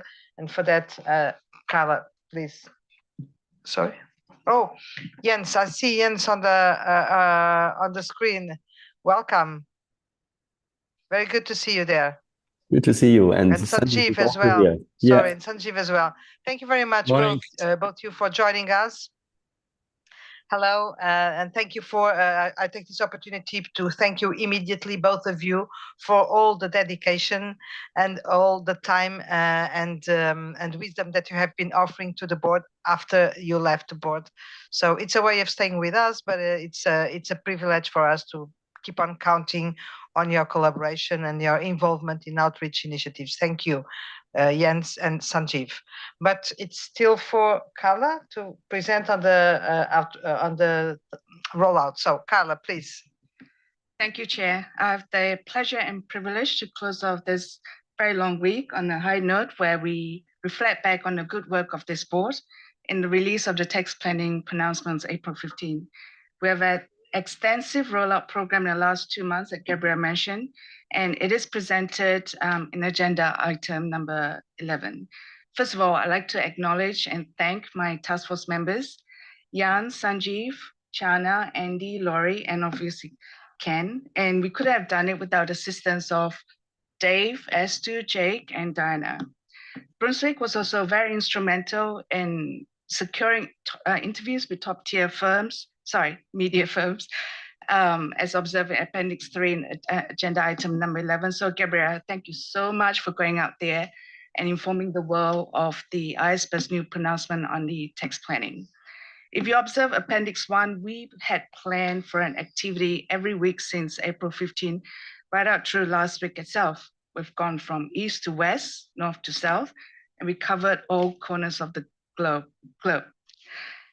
Yesterday, the board was in agreement that it is very important to go out there and bring live our standards when it is finally released through meaningful conversations and interpretation of what our standards mean to them, those practicing on the ground. And we had very productive conversations through outreach activities, every single one of them at a very different dimension, from Gabrielle and Ken's visit in Toronto in Japan, right through to the visit in Australia where Gabrielle, Jans, Chana, and Jeff fronted Senate hearings on the inquiries that they currently have in Australia.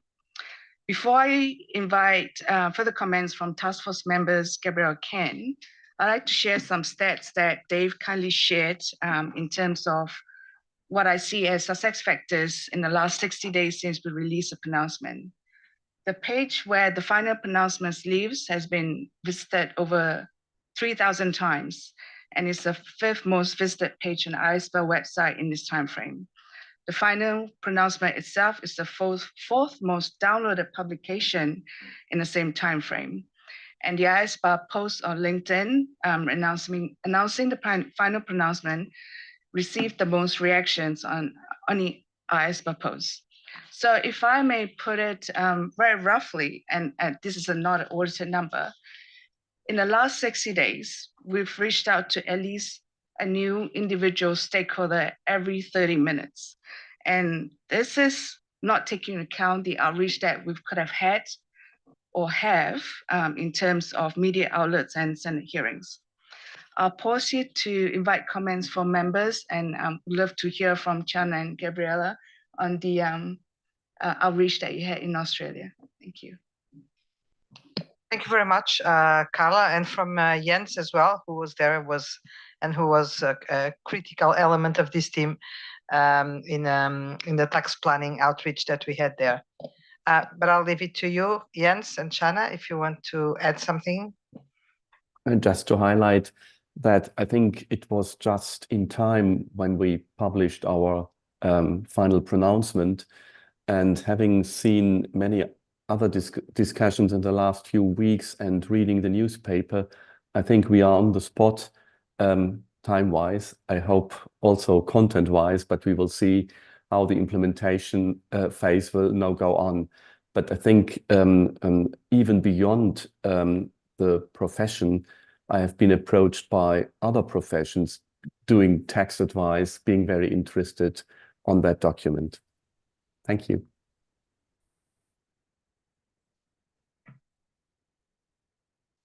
Yeah, I would echo that sentiment. I think there was a lot of interest in Australia about the tax planning standard, and there was a media article done on the global body issuing a tax standard, and we got some questions on it at the Senate inquiry as well. I think, we did Sanjeev and I did a presentation last week for the South African Institute as well. And in it, initially, they were arguing that it was a competitive disadvantage. And we sort of said, no, it's actually a competitive advantage if you can show that you are adhering to a higher ethical standard. Based on some of, I think they sent us some questions in advance. It was initially, I think, a bit more negative, but I think as Sanjeev and I did the presentation, it became more positive. They could then sort of, SAIC sort of ended the presentation on a high note, sort of saying, yes, accountants should hold on to the higher ground and be adhering to higher ethical standards. I might pass over to Sanjeev if he wants to add something on that. I think, Jana, you very well covered. The only thing I would like to add is I think there's some hesitation in some of the practicing professional accountants that it may put an extra burden on them. And I think all of us are realizing that I think it's in the right direction we are moving. And I think it'll be a critical phase where the more outreach we do, the more people start accepting it. I think we should see a positive change in the coming months or coming years. And I think that was our goal. So there is initial hesitation, but I think people are taking it on board in a positive way. Thank you. Thank you so much, Jens, Chana, and Sanjeev. Laurie, please. Yeah, I just echo Jens' comment that amazingly, and these things do tend to happen this way, it hit really at exactly the right moment. Not just because it was an issue in front of the public eye, because I think tax planning has been in front of the public eye for some number of years now. There's been a lot of discussion in Europe. There's been lots of things that we've talked about here at our table.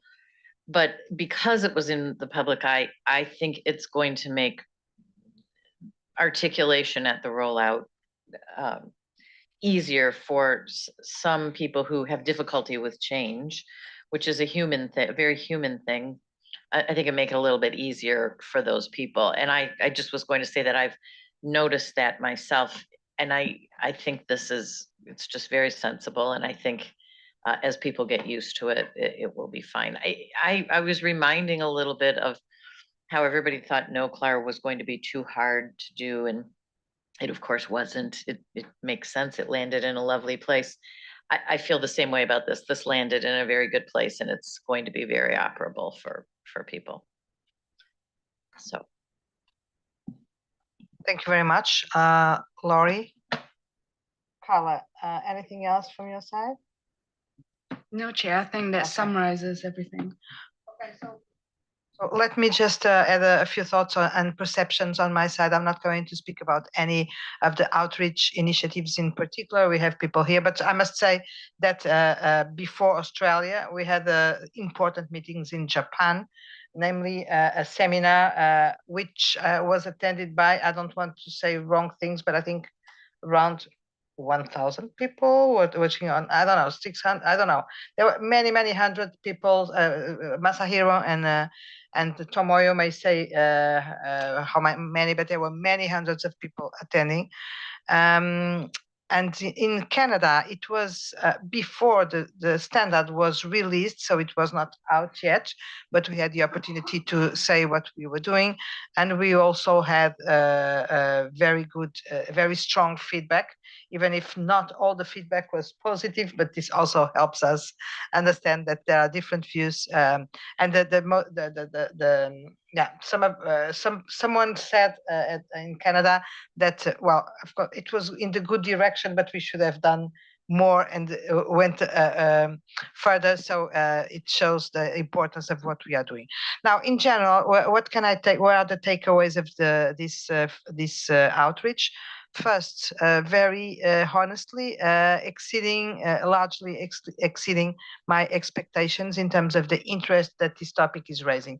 It's a completely different topic. Our usual stakeholders and even part of the new ones to whom who we are reaching are not used to think about these kind of things. So I was not expecting that it would raise so much interest and attention and questions. It's a different topic. So it was, if I may call it like that, a quiet achievement. We achieved and managed to approve this standard in a process which was relatively quiet, not very much exposed.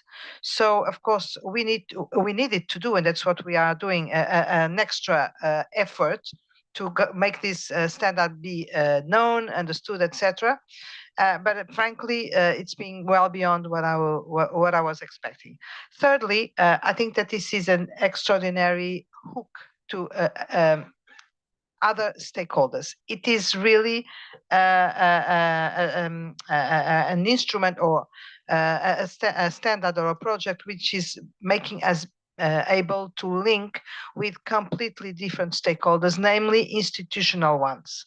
And I'm thinking about people at the European Commission with whom we hadn't spoken before, and OECD, etc. But even some others coming. And for instance, I will meet with the European Court of Auditors in 2 weeks or 3, and it was the interest that this standard created in the European Court of Auditors that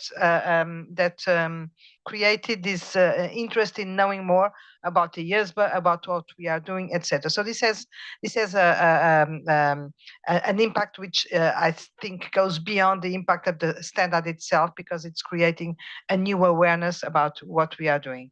And lastly, there were some questions at some points. Well, we know that there were some questions along the process that we were able to manage very nicely.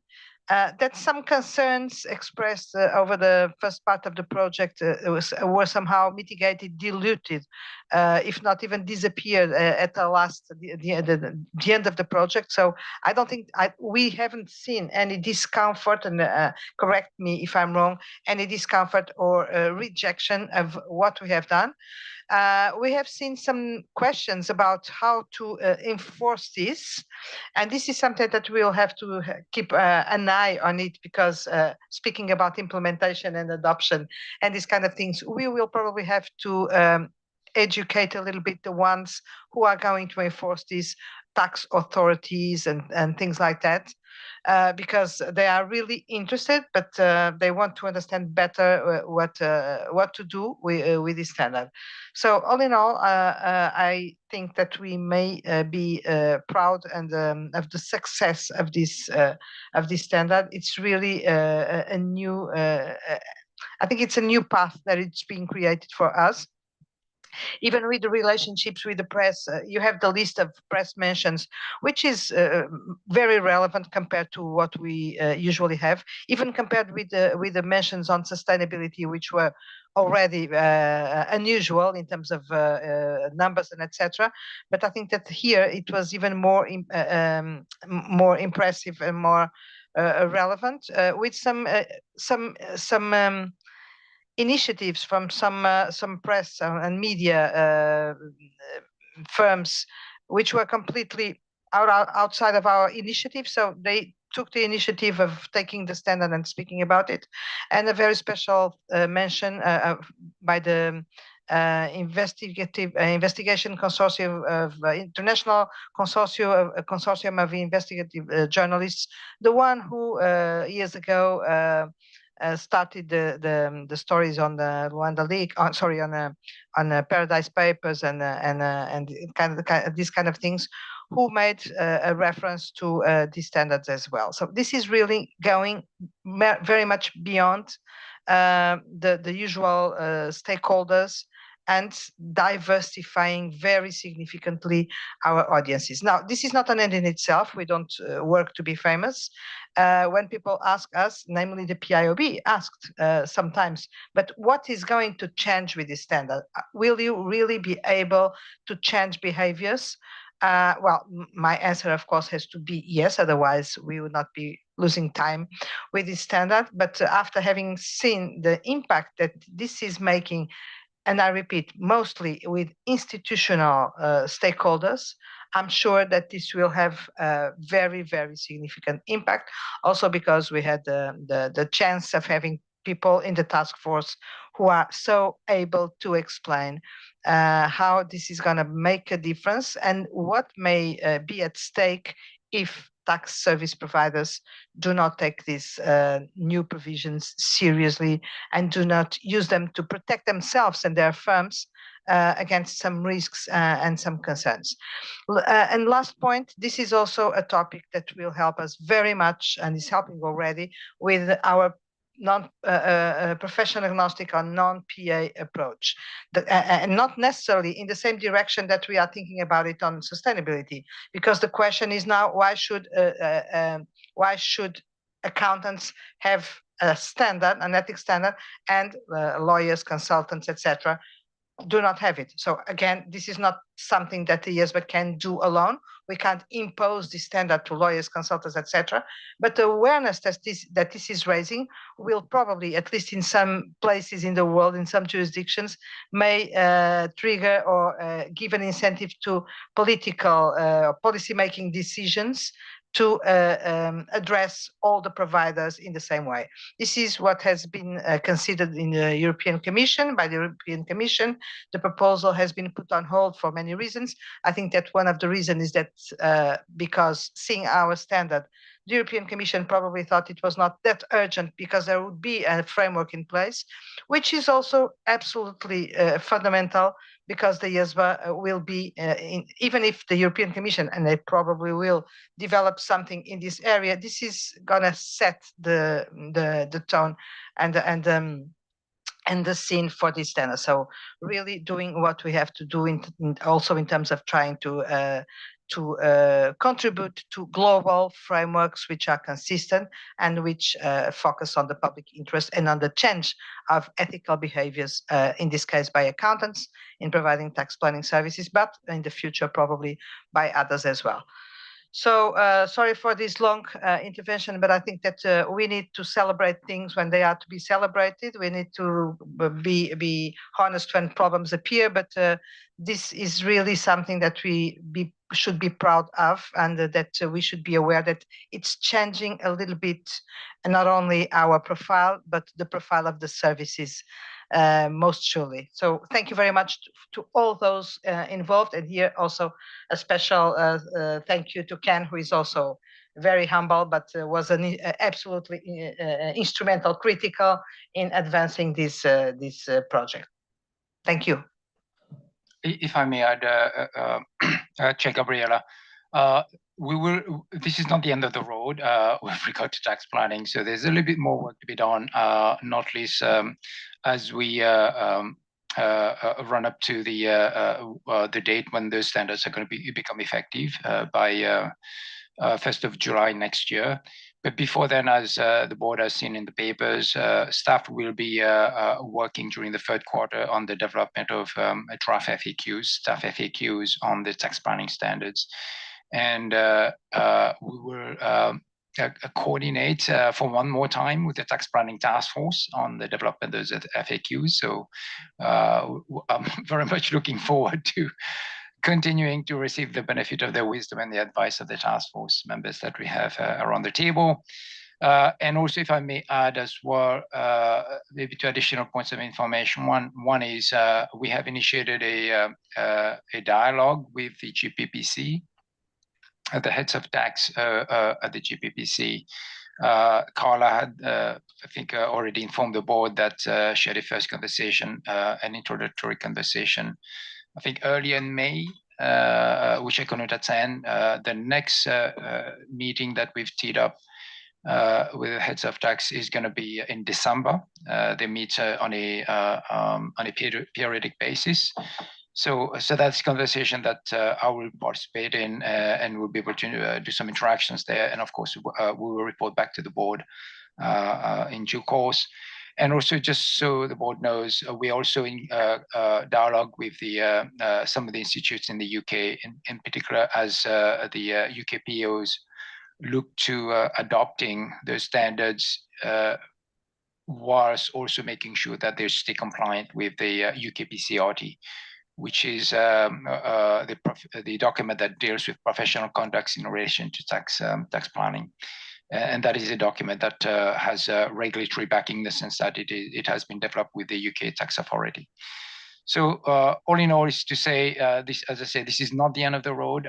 We are going to keep this on our stakeholders' radar screen, and we will be updating the board as we continue our awareness raising and related activities to promote the standards. Thank you. So the message for the task force is we will not let you go. You'll stay. So thank you so much once more. We will break now for coffee. Ken? Well, we're coming to the end of the public. Yeah, sorry. Yeah, that's true. I was looking at the agenda. We still have a session, but it's the executive session. So this is really the end of the meeting, the public part of the meeting, but we still have the minutes. Yes. So indeed, I was going to ask for the board to approve the minutes. These have been circulated electronically to all of you. They've been reviewed, and we have received some minor editorial changes that have been shown in the markup version circulated to you all. So I'll just pause here to see if any board member has any comments, questions. No. If not, Tom, I think that Tom, before we close the public session, wants to say something. Thank you, Chair. First, I would like to congratulate the board for this week's very productive discussion in which several important issues have been raised and deeply discussed with a focus on public interest perspective. As for the firm culture and governance project, this Monday's meeting properly focused on the fact-finding and extensive research. I would like to commend the task force and the staff for this and very fabulous works. This morning, at the same time that the private equity investment cases were presented as one of the emerging issues, and I think that this illustrates a very good combination of the work of the EIOC and this current project. And at the same time, that I don't think that those cases as disconnected or standalone cases, but as Sadia alluded and Richie has said that it's a global issue, and then this is a sort of the indication of the structural challenges that the firms are globally facing. Those cases illustrate the urgency of this project as well. So the next step is to formulate the direction to which we are heading for. In this, as I expressed in this session, the important considerations are anchoring the current fact-finding exercise and clearly are presenting how the code will deal with this issue and showing what sort of behavior or behavioral changes, especially at the senior level, this project is to achieve. That is one of the focus of this project might be. And I personally think that the focusing on leadership level and governance structure is very rather than adding extra compliance layer, maybe a good way to go forward. And regarding the sustainability and use of external expert issue project, many important issues are also raised, and the board, I think that articulated clear discussion to go forward.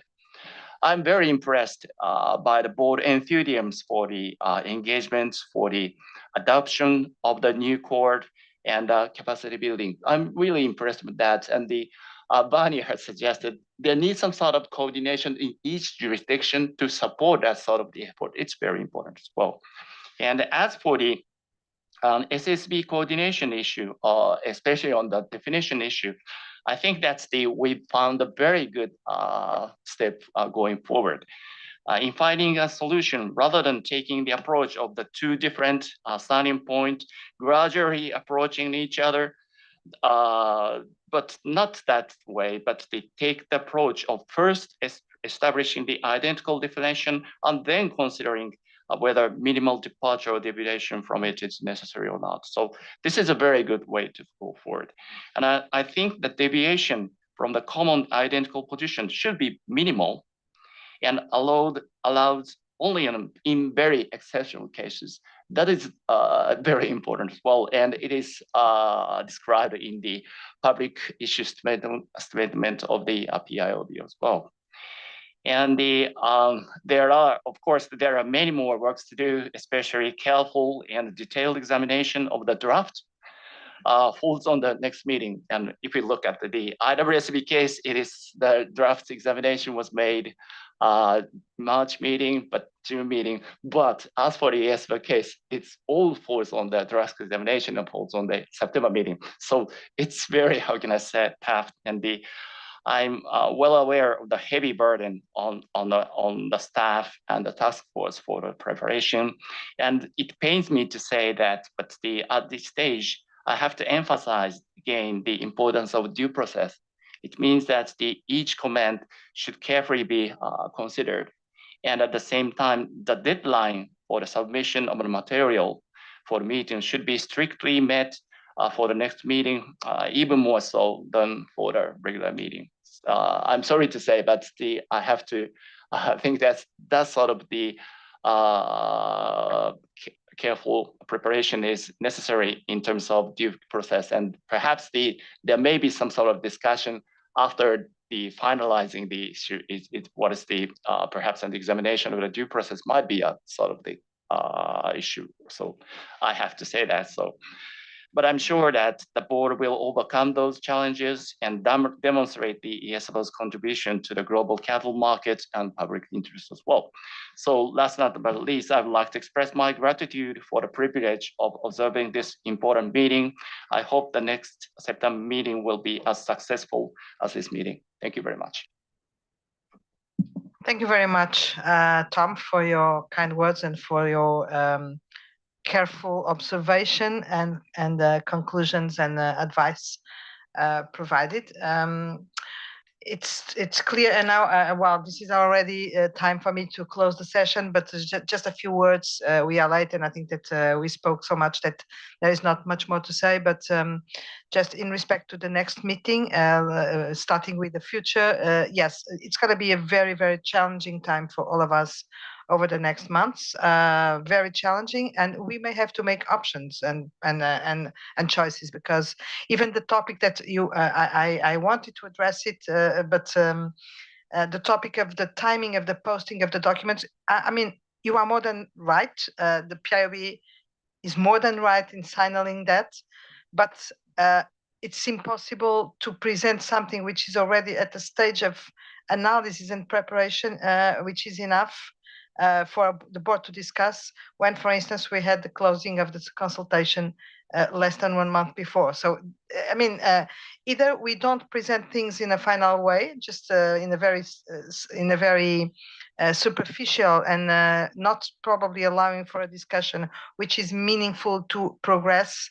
But yes, we'll have to make choices. I think that September we have the need to have something which is already not final, because the final decisions will be made in December according to the due process, but as close to a final version as possible, which means an incredible amount of work in analyzing the responses on sustainability reporting, sustainability assurance, and experts. It's 3 projects over the summer, coordinating at the same time and posting on time for careful access. So it's not an easy task for us, but of course, as usual, we will do our very best and try to be as collaborative,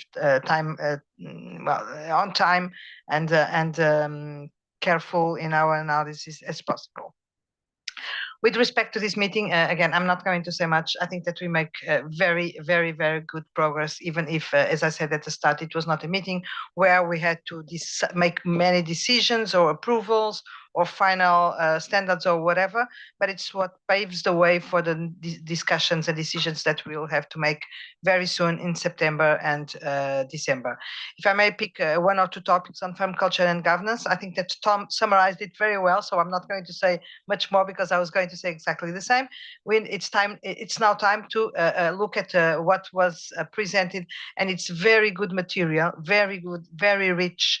It's time to start understanding what could be the way, the journey forward, but also think about ways of not, even if we need to narrow, sharpen the focus, not lose much of this knowledge that we gathered and information that we gathered over the last months. So I think we are in a very good place to advance in December for more concrete things. And the task force has already had some, I think, interesting discussions on how to do it immediately after the Monday meeting. On sustainability and coordination, well, not much more to say. We'll have the meeting on the 12th of July. There is an expectation that this will be the time for final agreements. I think that we should moderate these expectations because we will do what we can do, the most that we can do. And I think that we, again, made good progress in this session. I hope that IESBA, and I'm sure that IESBA next week will make also their journey, their way in that direction. But still, I need to be cautious because we are at the point where the answers, the responses have not all been analyzed, and we have not had the opportunity to build upon those comments and see, well, if there is anything that we haven't identified, and how much it is possible to build common solutions with that perspective signaled by Tom in the 12th of July. Anyway, it's going to be a very important meeting, and I'm sure that on the 13th of July, we will be in a much better position than we are today.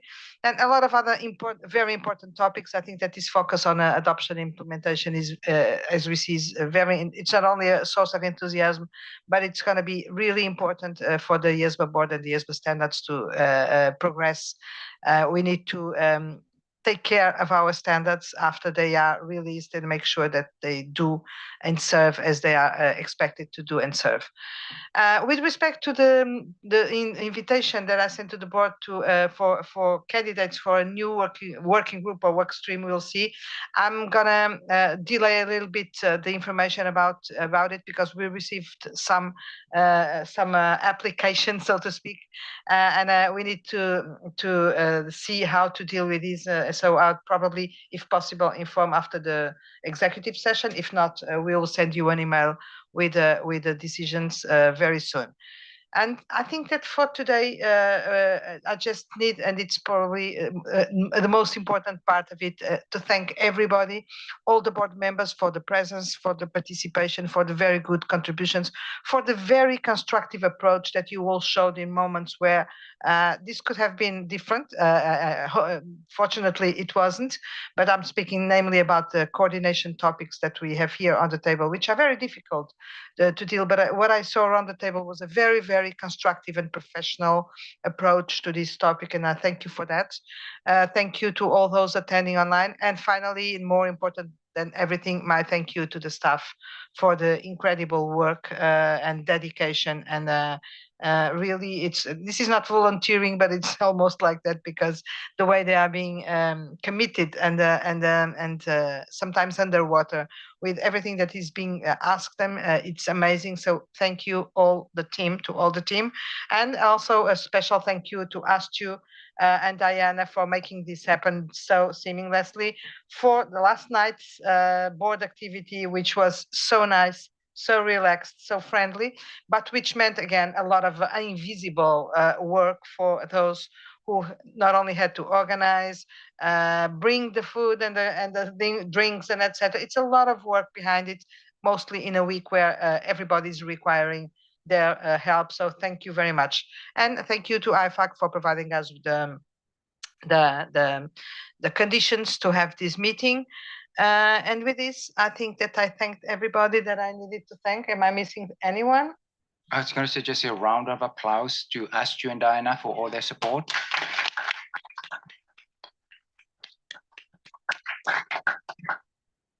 Thank you very much for those who are not going to take part in the executive session. I hope to see you soon, and thank you for your interest. And for the others, we will meet here again in 20 minutes. Okay, well, 11:30. Thank you.